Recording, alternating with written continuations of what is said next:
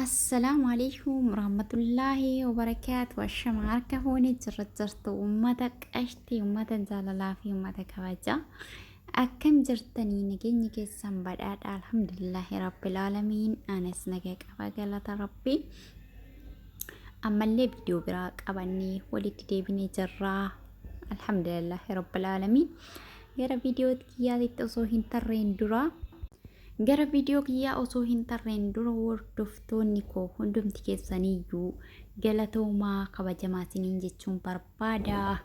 Uummata qashti, uummata jaalalaa fi uummata kabajaa. Yeroo viidiyoo daawwattan yeroo kamiyyuu laayik gochuun aadaa isiniif haa ta'u isiniin jedha. Laayik godhaa. Laayikiin gatii takka illee nama hin kaffalchiisu isiniin jedha. Akka laayik gootanii na jajjabeessitan jaalalaaf kabajaadhaa isin gaafadha. Galatoomaa isiniin jechuun barbaada lammii koo. Egaa akka guyyaarraa waan bareeda nagaanii waan si gammachiisu hin dhageessu jechuudha. Inna lillahi wa inna ilaihi raaji'uun har'a waan fokkataa yani deddeebi'ee jira biyya keenya keessatti wanta fokkataa akkanaa kunniin jechuudha. Inda'uu bakka faashinii yookaan aadeeffannaa isa ta'e bifa aadeeffannaatii yookaan bifa faashinii tiin deemaa jira wanni kun jechuudha. Garuu nama gaddisiisa baay'ee nama jibbisiisa dhageettii marrattuu jechuudha. Inna lillahi wa inna ilaihi raaji'uun har'a magaalaa Asallaa Arsii Bahaa magaalaa Asallaa keessatti manguddoon asirratti suuraa isaa argaa jirtan kuni umriin isaa waggaa 80.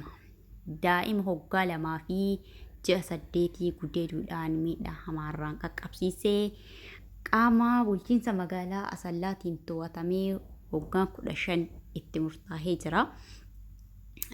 Kun adabbii gahaadha yaadu. Dhugaa dubbachuu fi mallattoo qiyaamaa irraa kun manguddoo umrii isaa 80 daa'ima xiqqishuu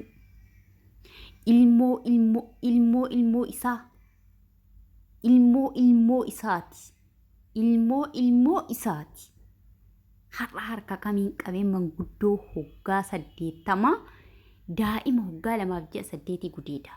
Inna lillahi dhugaa rabbi waan dhageettiifuu namatti hin tolle yaa uummata kiyya maaltu deemaa jira garuu baay'ee nama jibbisiisa. Bulchiinsa magaalaa Asallaa jala seentanii FB isaa laaluu dandeessan gadhiisee jiran isaanillee waggaa 15 hidhaa waggaa 15 adaban jechuudha.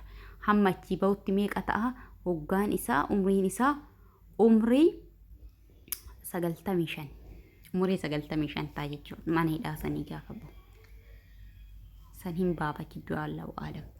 Waa jechuullee nama rakkisa. Dhugaa rabbi maaltu deemaa jira? Sila qiyaamatu dhiyaate alaamaa qiyaamaati kun dhugaa rabbi waan akkaan gaddi nama gaddisiisu nama jibbisiisu. Duuba akkamiin namatti dhiyaatiree daa'imman? Bari hamma ilmoo teenna abbamattu dhiisnee ilmoo shamara abbamattu dhiisnee biraa ugurchuchuu dadhabuu takkarra jirra bara. Bifa kanaan deema taanaan bara ilmoo abbaan ufii ilmoo gudeedu ilmoo ufii dhalche gaabbara gudeedamtu keessa jira. Abbaan gaddeebee ilmoo ufii gudeedu keessa jirra bara. La hawla wala quwwata illaa billah. Garuu maaltu deemaa jira? Keessa jirraa jechuudha. Baay'ee nama gaddisiisa. Dhugaa rabbii baay'ee namatti dhagahama. Hamma namni wal jibbuu takka.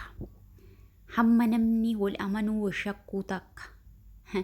Fakkeenyaaf yeroo deddeebi'ee deemee jira wanni kuni biyaansi yoo dogongoruu baadhe 3-4 akkas Itoophiyaa keessatti abbaan ilmoo ufii dhalche daa'ima gudeedee yeroo tokko nabseen kan darbetu jira.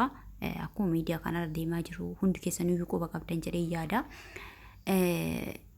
Akkasumas deebisee gudeede ufii mucayyoo durbaa ta'uufii dhalche itti dabalamee ulfooftees deessee erga deessee booda kan wanti kun irratti baramee karaa seeraatitti adabbii seeraa jala oole jechuudha. Inna lillahi wa inna ilaihi raaji'uun. Wallaahi baay'ee nama gaddisiisa. Baay'ee nama jibbisiisa. Baay'ee nama qaanessaa waan dhageettitu iyyuu hin tolle jechuudha kun. Har'a garuu abaabayyuu akaakilee moo abaabilee moo maal ta'uufii danda'a daa'ima tanaa jechuun namni umurii isaa waggaa 80 jechuudha. Abaabayyuu yookaan abaabilee ta'aafi. Har'a gadi deebi'ee namni guddaan silaa ka har'a hayyuun har'a daa'imman tana silaa seenaa as dur achi darbe barsiisuu ture. Gadi deebi'ee daa'ima xiqqishuu waggaa 2tiif ji'a 8 gudeedee miidhaarraan ga'uun baay'ee nama gaddisiisa. Wanni akkana nama jibbisiisaa hin jiru kun wannuma dhageetti irrattuuyyuu hin tolleedha. La hawla wala quwwata illaa billah. Wallahi gochi ta'ee yaani gochi Itoophiyaa keessatti ta'u baay'ee kan nama jibbisiisaa dhufaa jiru. Dhalootatti xiinsammuu ta'aa deemaa dhugaa rabbii kun. Xiinsammuu dhaloota lafaa dhufu dhaloota sammuu qaroo kana xiinsammuu itti ta'aa deemaa jechuudha. Kun waan nu fokkataa. Sila abbatti eegaafa abbaan ilmoo ofii qabee gudeeduu jalqabu haatummaan akkamitti daa'ima maa akkumatti namni rakkata abbaa dhiifattee ilmoo durbaa takka biraa deemuu dandeessi. Ija kanaan diina walii ta'utti jira kaa kanaan. Barbaay'ee nama jibbisiisaa kun waan rakkoodhaa bar waan ulfaataadhaa bar waan salphaadhaa miti kun.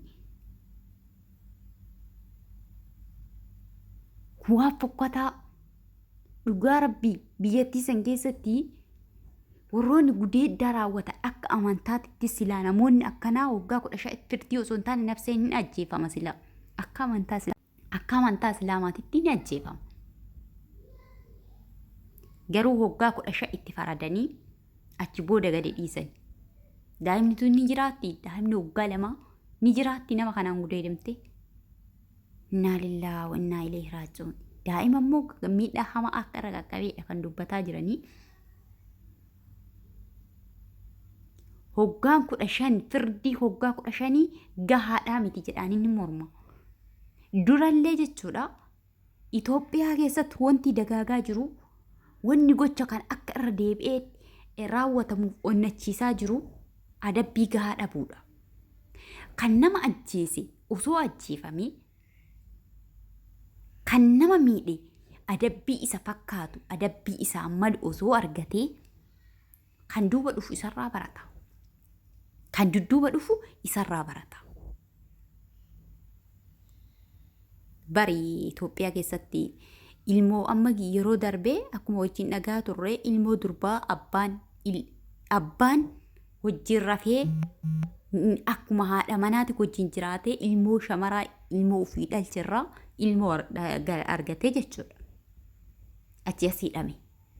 Hidhama suni gubboo yoo kenne hin baa Itoophiyaa keessatti. Wanti Itoophiyaa biyyattii seenne san galaafataa jiru isa kanaadha. Adabbii seeraa hin jiru.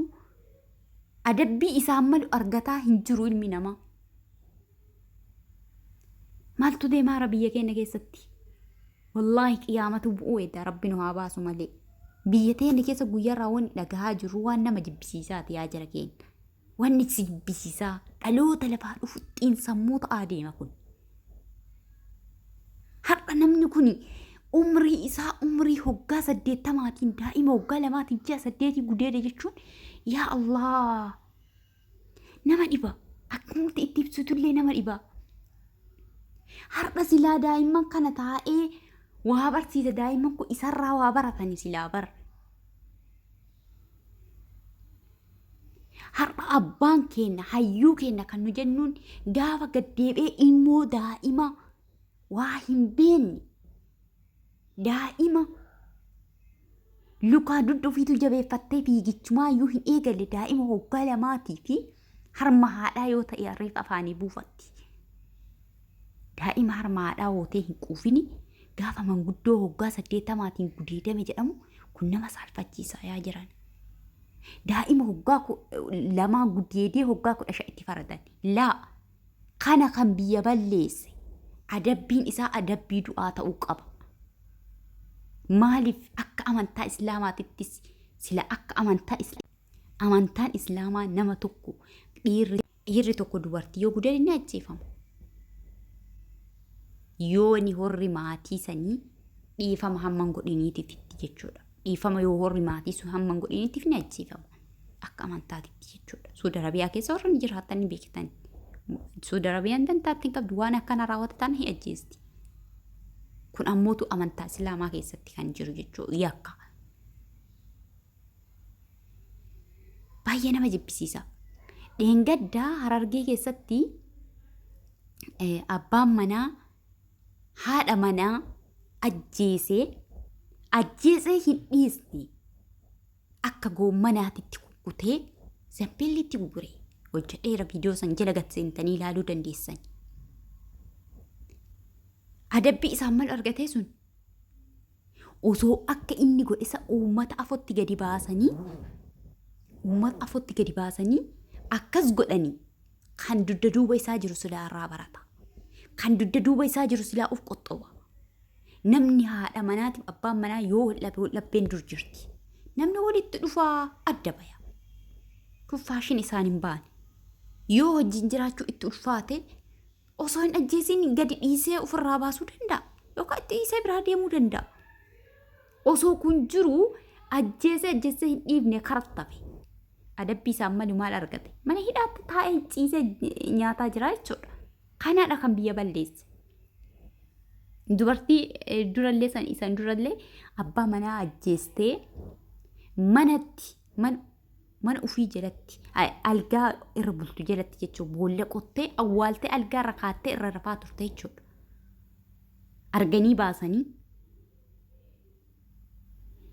Arganii baasanii hidhaadha jedhanii mana hidhaa kaanii dallabaa jiran jechuudha. Gaafa achi baatu sangaa qalmaaf dallabaaf fakkaata kunni.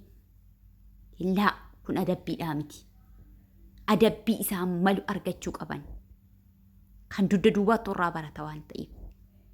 Osoo jalqaba gaafa Itoophiyaa keessatti wanta akkanaa gaafa jalqaba ka'umsa namichi haadha manaa ofii ajjeesee kukkutee madaabara guree shintibeetii keessa kaayisan silaa gaafa isa uummata sanii isa san akkas uummata afoo gabbaasanii akkas godhanii silaa ka dugda duuba itti aanee dhufe sun hin baratarraa. Irraa barata ture jechuudha. Akkasumas saraatanyaa yookaan hojjettuu manaa Finfinnee keessa daa'imman lama bifa sookanneesaatiin ajjeeste suni osoo gaafsan battala sanitti akka daa'imman san ajjeefamte isii sanis uummata afootti ajjeesanii silaa warroonni fakkaattonni isii duuba jiru irraa barata ture. Itti aanteellee ajjeeste saraatanyaa itti du'e itti aantee. Maaliif ni beeka waan fedhe yoo raawwatanii adabbii yoo masa shashatti godhanii sana booda mana hidhaa ciibsanii akka qallaban beekan waan ta'eef. Ka isa duraa ilaalan waan ta'eef yakka isa dura raawwatanii ciisanii nyaatan. Maaltu irraa bada? Mootummaan ciibsa qallaba. Osoo murtii isaanii isaan fakkaatu argatanii irraa barataa irraa qusataa deeman wanti akka irraa qusatan isaan taasisu tokko illee hin jiru waan ta'eef. Jireenya itti hadhoofta waan barbaadan raawwatanii deemanii mana hidhaa galanii ciisanii nyaatan xaarii takkaan maletti jechuudha. Sin ajaa'iba. Dhugaa rabbi wanta har'aa Asalla magaalaa Asallaa keessatti raawwatame Arsii Bahaa Asallaa keessatti raawwatame baay'ee nama gaddisiisa, baay'ee nama jibbisiisa. Kun waan safuu aadaa Oromoodhaa cabse. Oromoo safuu qabdi. Oromoon aadaa qabdi.